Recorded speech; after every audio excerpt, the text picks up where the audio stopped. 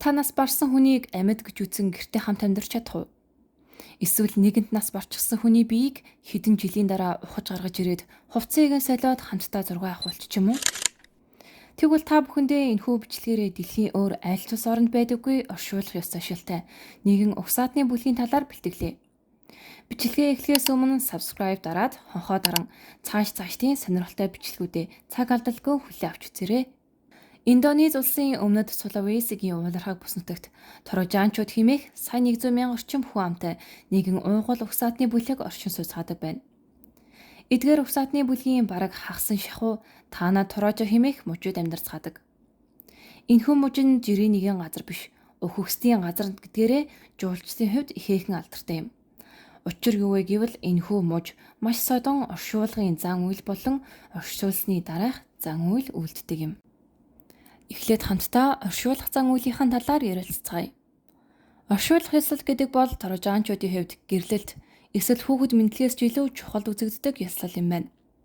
Жилийн тодорхой үед л нас барсан хүмүүсээ оршуулдаг бөгөөд энэ нь хамгийн хуурай цаг ууртай үед буюу 7-оос 10 дугаар сарын үед юм. Нас барсан хүний сүнс зөвхөн энэхүү үеэр болох оршуулах ёслолын үеэр махан бие орхин явдаг гэж үздэг байна. Тиймээс энэ үе хүртэл өхөксдийг өхөксөд гэж үздэггүй, зүгээр л өвчин тусаад хэвтэж байгаа гэж итгэн гэртээ хамт амьдардаг байна. Тэгэхээр жишээ нь 1 сард тухайн хүн нас барвал ойролцоогоор 6-7 сар хамт гэртээ байна гэ боддоо. Гэртээ байх үедээ тухайн нас барсан хүний биеийг өдөрт хэд хэдэн удаа хооллож, дуртай дууг нь тавьж, тэр битгийх л яг л амьд юм шиг юм хүртэл ярьдаг байна. Бүр орой болоход нас барсан хүний байгаа өрөөний гэрлийг асаалттай орхих зэргээр тухайн хүнийг яг л амьд мэт үздэг байна. Нас барсан хүмүүсээ муудахгүй тулд унтарч байгаа галын утаа эсвэл эмийн ургамал зэргийг ашигладаг байна. За, олон өдөр сар хамт байсны эцэст оршуулах ёслол үйл хугацаа боллоо гэж бодъё. Даанч хэрвээ та ядуу бол дахиад л нас барсан хүнтэйгээ үргэлжлүүлээд л хамт амьдарч таарах нь. Учир юу вэ гэвэл оршуулах ёслол амьтны дахил заавал өргөх ёстой бөгөөд дахилд өргөх одос өхөрний үн өртөх нь тийм ч хэнд биш юм. Тийм ч учраас оршуулах ёслолд оролцуулах мөнгөө олох хүртлээр хайртай хүмүүсээ авсан дотор байлган гэртээ хэдэн сараас хэдэн 10 жил хүртэл хадгалдаг байна. Торожанчуудын хувьд оршуулах ёслолын хамгийн чухал зан үйл бол амьтны дахил.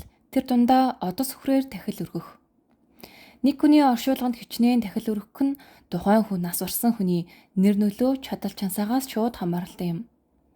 Оршуулгын ёслолын үеэр анхны одос өхөр нийтлэх үед нас барагчдын сүнс бие орхин явдаг гэж үздэг байна. Одос өхөр нь өхөксдийг дараа төрлөө олох замд нь тааралдах муу мухай зүйлсээс хамгаалдаг гэж үздэг учраас олон өхөр алж олон цус урсах тусмаа л тэднийг дээд тэнгэрийг хурдан олдог хэмээн итгэдэг. Оршуулгын үеэр 6-аас эхлээд хэдэн 100 хүртэл одос өхөр алагддаг бөгөөд нэг одос өхрийн үн саяас эхлэн 20 сая хүртэл үнэлэгддэг байна. Ийм ч учраас өхөксөддөө оршуулах ёслолын дараа төрөлд нь үдэж өгөх нь маш өндөр өртөгтэй юм. За тэгвэл түрүүн хэлсэнчлэн жилийн тодорхой хугацаанд л үйлдэгдэх оршуулах зан үйл яг ямархуу болдог талаар дурдъя. Тухайн оршуулах ёслолын үеэр гэртээ байгаа нас барсан хүнд сүүлчийн замд нь үдэх гэж байгаа шүү хэмээн дохио уган жичрүүлж нойрносон сэрийн оршуулах ёслол болж буй газар зөөвөрлөдөг. Тухайн цогцыг зөөвөрлөж ирсний дараа өнөөх алдарт одос өхөрний тулаан болох ба маргааш өдөр нь тухайн өхөрнүүдээр дахил өргөх зан үйлээ хийдэг байна. Хэрэг хэмжээний одос өхрөөр дахил өргөн тэр хэмжээний сүүлчийн замд нь үдэж буй хүнээ хайрлан хүндэлдэг гэж үздэг. Тэр ч утгаараа бил бэлчинтэй хүмүүс оршуулах ёслолд дахил өргөх өхөрнийхөө тоогоор хоорондоо хүртэл өрсөлддөг юм шүү. Тухайн оршуулгын ёслолд оролцож буй гэр бүл төрөл төрөстөөс гадна сонирхон үзэж буй жуулчид хүртэл тухайн өхрийн махнаас хүртэх ёстой байдаг байна. Оршуулах ёслолын үеэр гуниж готорхыг сээрлэн харин ч баяр хөөртэйгээр үдэж өгвөл нас барсан хүний дараа төрөлд нь хурдан саадгүй хүрэхэд нь тусалдаг гэж үздэг. Тиймээс оршуулах ёслолын үеэр үндэсний дуугаа дуулан бүжиглэцгээ нь хоорондоо алей хошин зүйлээрэн баяр хөөртэй өнгөрүүлдэг. Нас барсан хүнийг жам ёсороо өнгөрсөн хүн, гинтийн байдал буюу өвчин зовлон осол аваараас олж өнгөрсөн хүн, мөн нэлх хүүхдүүд гээд 3 хэсэгт ялган 3 өөр янзаар оршуулдаг байна. Үүнээс дурдвал нэлх хүүхэд юм уу бага насны хүүхдийг том модны голоор нөх ухан дотор нь тавьдаг. Учир нь модны шүүс ээжийнхэн сүүг орлон хүүхдийг хооллон өсгдөг гэж үздэг. Харин нас бий гүйцсэн хүмүүсийг авсан дотор хийн агуй дотор тавих эсвэл хат хавцлаас үлгдэг байна. Хөрөнгө чинээдийн хүмүүсийн хувьд арай өөр бөгөөд нилээдгүй том хэмжээний чулууг цоолж нүх гарган тэрхүү нөхөн дотроо оршуулдаг байна. Зарим газар бүр асар том хэмжээний чулуу цоолон үе удмаараа тэрхүү чулуун дотор хамтдаа оршуулгаддаг гэдэл бод. Бас л хачиргалтай байгаа биз. За ингээд хайртай дотны хүмүүсээ оршуулж чад бүх зүйл дуусч байгаа биш. Торожанчуудын хувьд маань энэ гих химээх өвөрмөц зан үйлтэй. Энэ нь яадаг вэ гэхээр гэр бүлийнхэн шийдвэрээс шалтгаалan 3-5 жил тутамд 8 дугаар сард өхөксдийнхаа биеийг авснаасан гаргаж ирэн цэвэрлэж хувцсыг нь сольж гадаа төр төрхийг нь торддог байна. Тухайн нас барсан хүнийг нийгэмдээ одоо хүртэл оршиж байгаа гэдгийг нь мэдрүүлэх нь тухайн нас барсан хүнийг хамгийн ихээр хүндэлж байгаа бэлэгдэл хэмээн үздэг байна.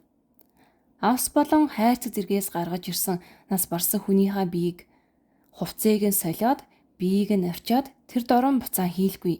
Харин ч тэднийгээ санал дээр суулгаад ярилцах, хамтдаа зураг татуулах, бүр аманд нь тамхи суулгах зэргээр яг л амьд байгаа мэт ханддаг байна. Та бүхэнд энэхүү оршуулгын зан үйл ямархуу санагдаг да?